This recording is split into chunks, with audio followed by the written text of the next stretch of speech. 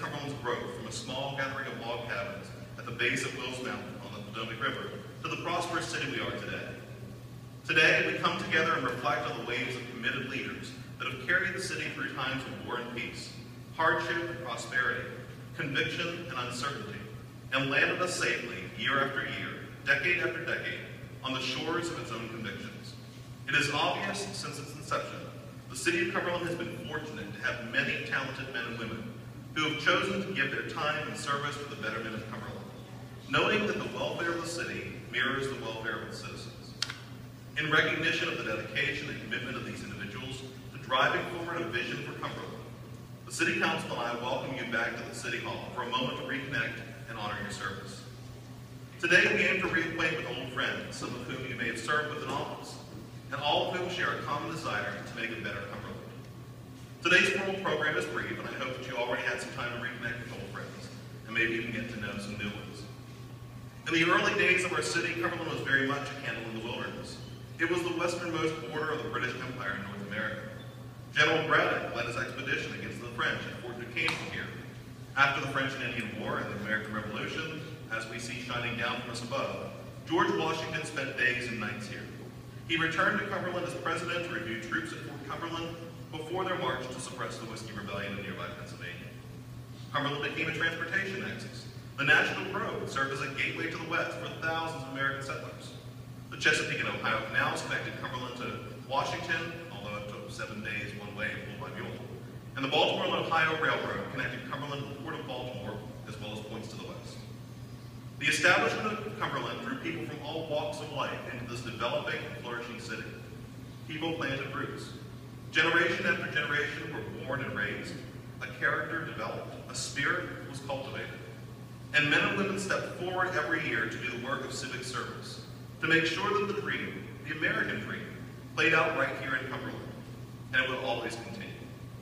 Those who served stand today still as a symbol of what a people who yearn for something more can accomplish, and a recognition of what possibilities can be realized if only we invest in creative ideas and innovation and work together to achieve more. I look out today over a group of people who embody those attributes, who have gone before to build neighborhoods, grow and expand businesses, and protect the character, culture, and spirit that was born in this city so long ago. The dedication and conviction is so strong to drive people to serve their community, as each of you have, is indeed remarkable.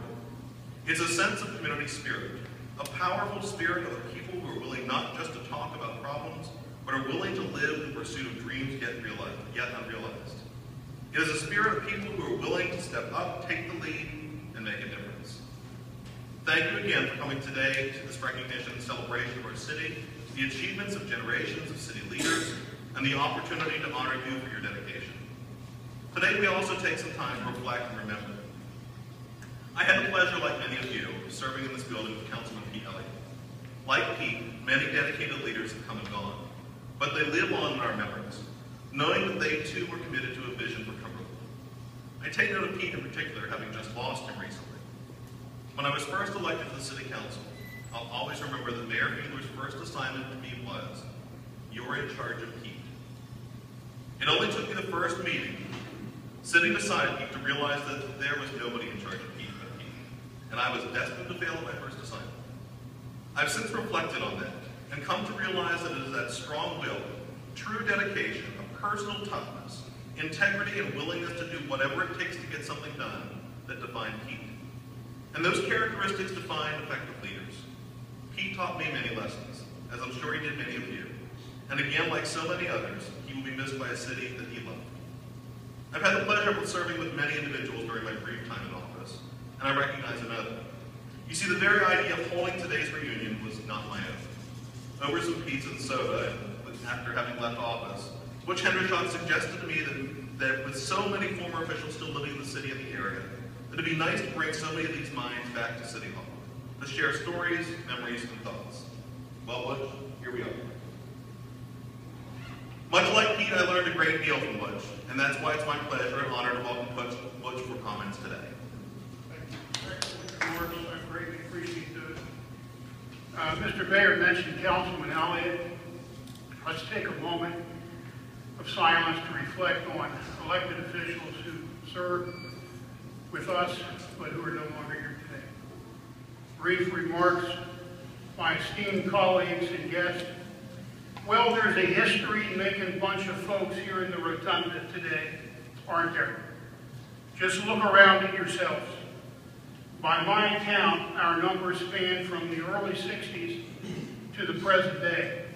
Wow, that slice of time covers some of the most important and some of the most exciting times in our history. Absolutely, I will have overlooked some of the issues that have been debated here in these chambers, but join with me as I reflect for a few moments on just a few of them.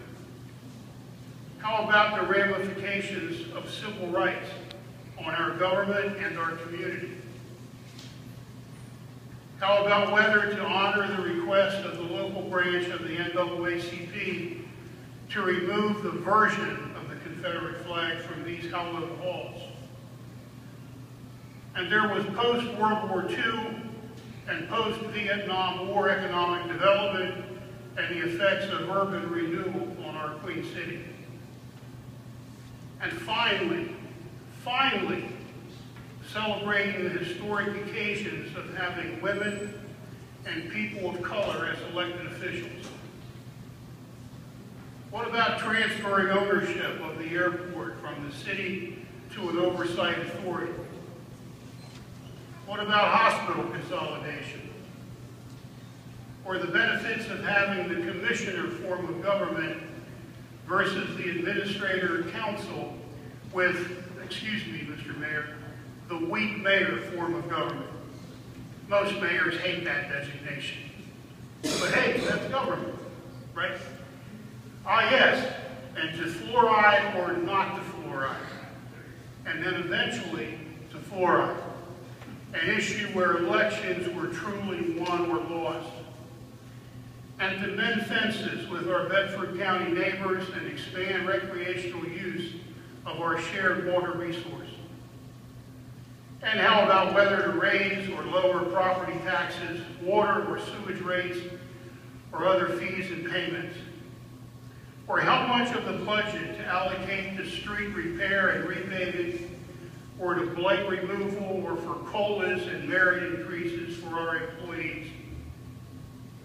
To have considered the likes of these means that chances were you were an elected person, a public servant, a person who heard frustration and sometimes anger far more often than thanks and appreciation, a person for whom no place was safe, not church, not the grocery store, not our private workplaces, not while on vacation or at home. Now, for most of us, most of the time, we didn't mind that one bit because it came with the territory of being a public servant. I'm here to tell you today, it does my soul good to share this little bit of time with you today. I admire that you gave precious, valuable time as a public servant. You inspired my life, as I'm sure you inspired many others. God bless you, and thank you for being here today.